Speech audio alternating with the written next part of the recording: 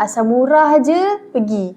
Hai korang, Assalamualaikum dan salam sejahtera. Kembali bersama saya Risha dari Della Estetik. Okay, hari ni soalan apa pula yang ramai customer selalu tanya. Kalau buat rawatan ketatkan Miss V, akan tinggalkan parut tak? Untuk pengetahuan korang, prosedur ni adalah rawatan kecil sahaja. Sebab tu kita panggil dia minor surgery. Prosedur ni kalau dilakukan oleh doktor yang bertauliah, yang berpengalaman, boleh garanti memang luka kecil, jahitan kemas tanpa tinggalkan kesan. Selain tu, korang tahu tak yang Miss V kita ni mempunyai keupayaan penyembuhan yang sangat baik, which is dia memang dah ada bakteria dia tersendiri. As long as awak jaga betul-betul, ikut nasihat yang doktor bagi betul-betul, confirm tak akan ada parut. Yang paling penting ialah kat mana korang buat treatment tu, dengan siapa korang buat treatment tu. Korang buat dengan individu yang tak ada pengalaman, yang tak berkualiti, ataupun mesti ramai kan, asal murah je pergi, asal murah je pergi, betul tak? Tanpa selidik, tanpa tengok pun feedback orang yang dah buat dekat klinik tu, betul tak?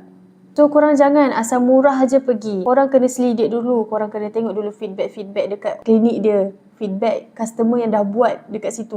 Cantik tu memang penting, tapi yang lagi penting adalah keselamatan dan kualiti lepas kita buat, hasil dia.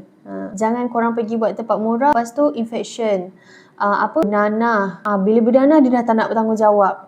Itu sebenarnya kadang-kadang bukan salah orang tu tau. Itu kadang-kadang salah korang. Korang tak dengar nasihat doktor. Korang tak dengar, korang tak ikut cara dia.